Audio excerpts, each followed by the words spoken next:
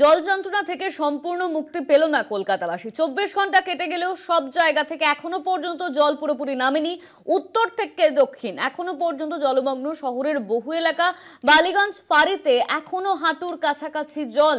সেই ছবি আপনারা দেখতে পাচ্ছেন। জল যন্ত্রণা থেকে সম্পূর্ণভাবে মুক্তি পায়নি কলকাতাবাসী। আমরা এই মুহূর্তে সরাসরি দেখব বালিগঞ্জ ফাঁড়ির ঠিক কি অবস্থা। আমাদের সঙ্গে সরাসরি রয়েছেন আমাদের প্রতিনিধি রমিত ব্যানার্জি। রমিত, যে বিষয়টা আমরা দর্শকদের বলছিলাম, জল যন্ত্রণা থেকে সম্পূর্ণ মুক্তি এখনো পায়নি কলকাতাবাসী, তুমি এখন যেখানে দাঁড়িয়ে রয়েছো সেখানের কি ছবি উঠে আসছে?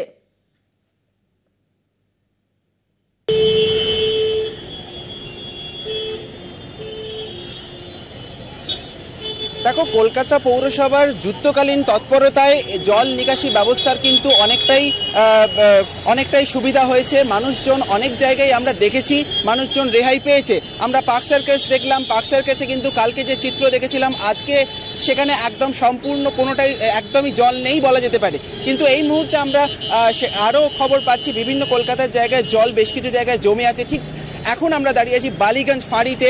আমার ক্যামেরা পার্সন সন্দীপ সোমকে একটু জায়গাটা দেখাতে বলবো। এই দেখো, এই বালিগঞ্জ ফাঁড়ি যে এই রাস্তাটা পার্ক সার্কাস থেকে গড়িয়াহাটের দিকে যাচ্ছে, এই জায়গায় আমরা দেখতে পাচ্ছি এখনও কিন্তু জল জমা রয়েছে এবং আমরা দেখতে পাচ্ছি যান চলাচলও কিন্তু বেশ খানিকটা ব্যাহত হয়েছে এবং বেশ কিছু গাড়ি বাস আমরা দেখতে পাচ্ছি এখনও সেগুলো কিন্তু খারাপ হয়ে এই রাস্তাতে রয়েছে। দেখো, সামনেই আমি দেখতে পাচ্ছি খারাপ হওয়া দুখানা বাস আমরা দেখতে পাচ্ছি এইখানে। তো যার কারণে কিন্তু মানুষজনকে বেশ খানিকটা সমস্যার মধ্যে পড়তে হচ্ছে। এখানে এখনও বেশ খানিকটা জল জমা রয়েছে।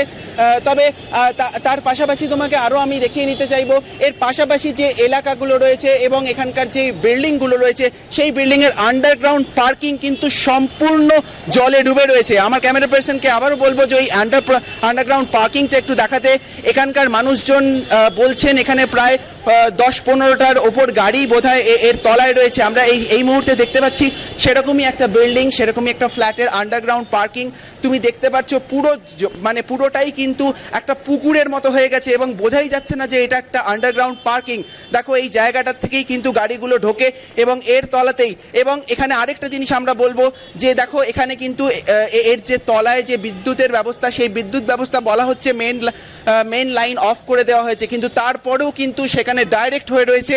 সেখানে ওই টিউব লাইট কিন্তু এখনো জ্বলছে। অর্থাৎ এই জলে কি আদেও বিদ্যুৎ রয়েছে কিনা কেউ জানে না। সুতরাং একটা এখানকার মানুষজনের মধ্যে আতঙ্কও তৈরি হয়েছে।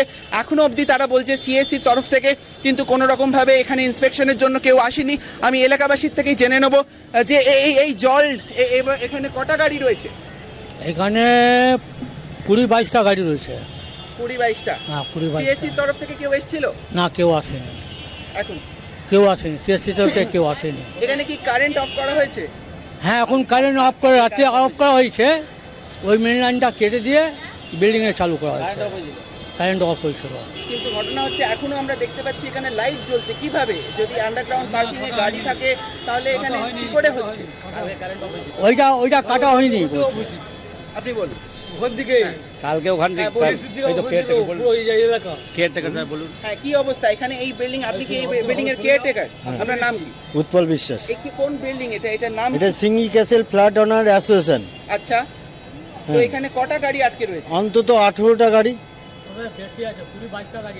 তার বেশি হবে। মানে এখন আমি কি করে, আমি তো ছিলাম সেই মুহূর্তে ছিলাম না, তাই এখন যা কটা গাড়ি আছে কি করবো, অন্তত 20-22টা গাড়ি থাকে।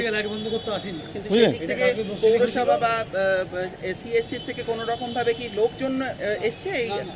কোনো লোক এসছে না? কোনো লোক আসেনি।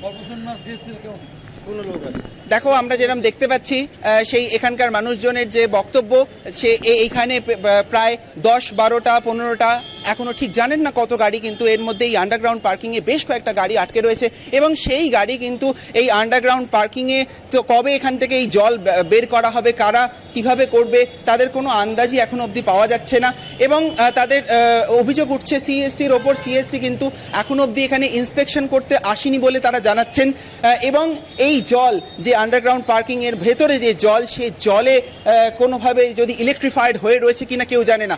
অর্থাৎ আমরা যেই পরিস্থিতি দেখতে পাচ্ছি, দেখো কলকাতা শহরে বেশ কিছু জায়গায় জল কমলেও, পৌরসভা তৎপরতায় বেশ কিছু জায়গায় জল কমলেও এখনো অবধি কিন্তু বালিগঞ্জ বা আমরা যেই জায়গাটা দেখতে পাচ্ছি এই রকম বেশ কিছু জায়গা এখনো জলমগ্ন হয়ে রয়েছে, মানুষজনকে হয়রানির মধ্যে পড়তে হচ্ছে।